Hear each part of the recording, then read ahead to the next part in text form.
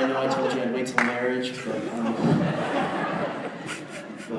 you know, I'm just trying to last 5 minutes out here, which is, you know, also the first time I went to Zumba. Yeah, it's pretty hard. But how's everybody doing tonight? No, woo is wrong. Do not say woo. Imagine if you did that one-on-one. Like, hey, how's your day? Woo! You'd be tested for insanity quicker than Kelly Clarkson ate all the world's Twinkies.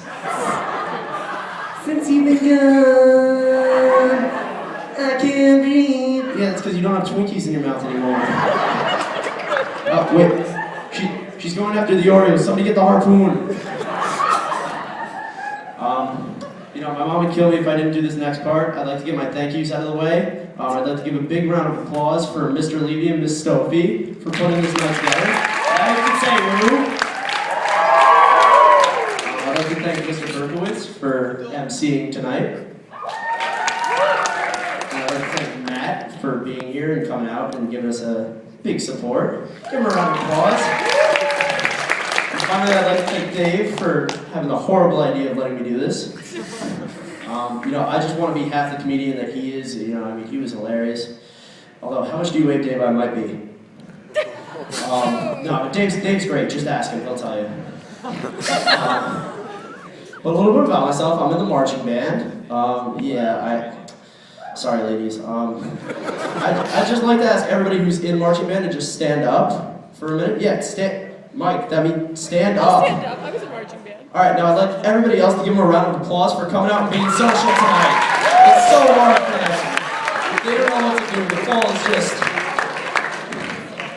My favorite part about being in a band, though, is I love telling band camp stories. And the way I always start band camp stories is I say, this one time at band camp, because I like watching people get disappointed. Because immediately as you say, this one time at band camp, people think American Pie. But actually, you know, and I love just watching how after this 5-minute story, they get more and more disappointed as the story is literally about me being 30 seconds late because I forgot my hat. Which is actually the perfect metaphor for a band camp because you always walk in and you're like, yeah, week without my parents, 86 people my age. And you walk out just really confused, like you just texted a girl about your relationship, like, oh, like, what do Pringles have to do with this? But I love sports though, yeah. I thought they'd kick me out, but I love sports. That's thanks to my dad, wherever he is, if he loved me enough to show up. That's in the back. You know, in most households, you get told, you know, what teams to like as a kid, and you watch them growing up with your family. In my household, you learn how to spell Giants before you learn how to spell your own first name. Thank you. So because of that, thanks to him, I got several zeros on quizzes because I wrote Giants, ? As my first name. Yeah. Any Jets fans here tonight? Yeah, I know. It's not their fault. I mean, I'm just surprised to see their faces. Did Stop and Shop run out of brown paper bags or something? It's tough. No, but they bring it upon themselves. Rex Ryan's a jerk. I mean, and you guys remember when he had that foot fetish thing and everybody was so surprised, like, oh, he has a foot fetish. Oh. I mean, obviously, he's never even seen his own, like, oh my God, what are these things?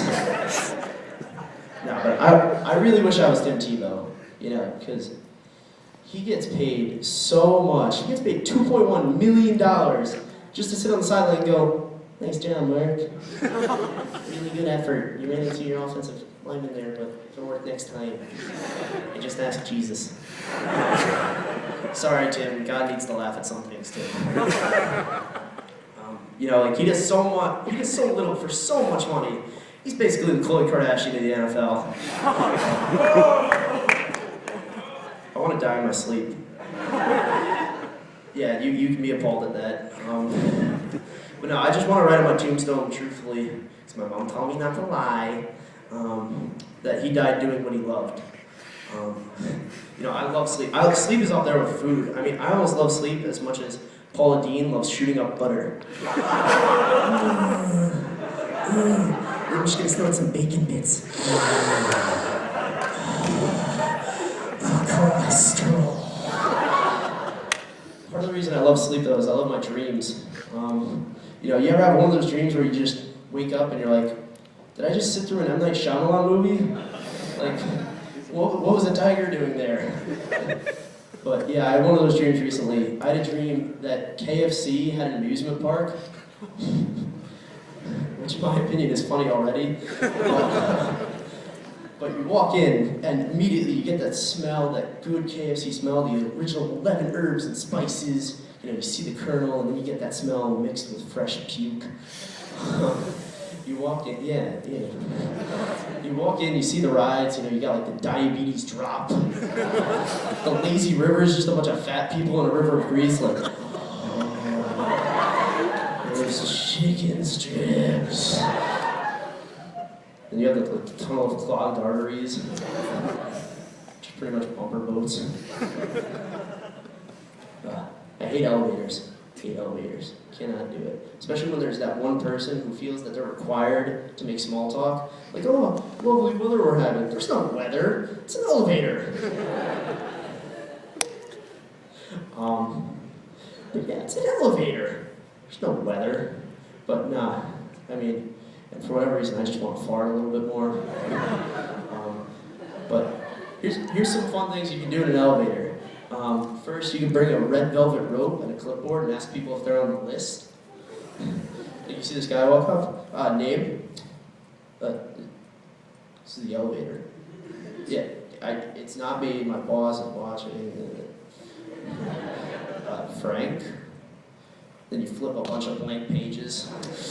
No Frank. Then this really attractive girl comes up. Name? Sarah. And then immediately you just let her, Sarah, first on the list, come on in. And then you can bring a razor in and start shaving. And then once you start shaving, you can start making small talk. Did you see the Yankees game last night? Yeah, it was pretty cool. And then after that, you can start shaving them. I've got senioritis. Anybody have senioritis in here? Yeah. I'm not even in yet, that's the worst part. Colleges, if you're watching this, please disregard everything I've ever said.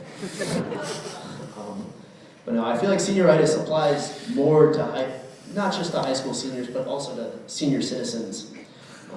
If you see them in the nursing home, they're like, oh, I've got my AARP test tomorrow.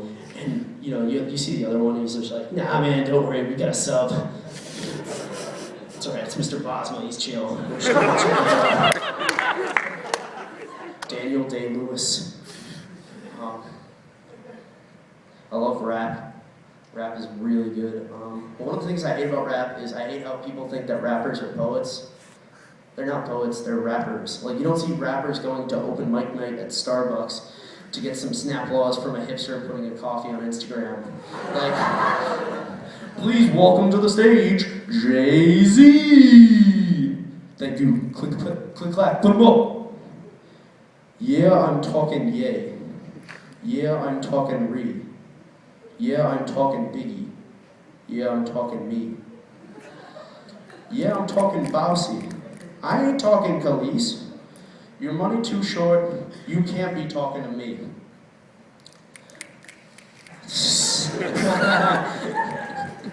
That's clever. Touché. But now, one of the things I actually really like about rappers is how now they all have their own sounds, as if like they're Pokemon now.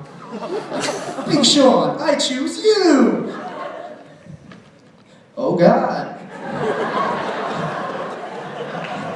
I can't get past Lance, he's got like 4 Kanyes. And then there's 2 Chainz. For those of you who don't know 2 Chainz, he's different. Yeah, he's got a song about it. Now, for those of you who do know 2 Chainz, he's got a birthday coming up, and I think he's made it more than clear what he wants. But 2 Chainz is one of those rappers who has a variety of sounds, and one of those is he just randomly shouts his name.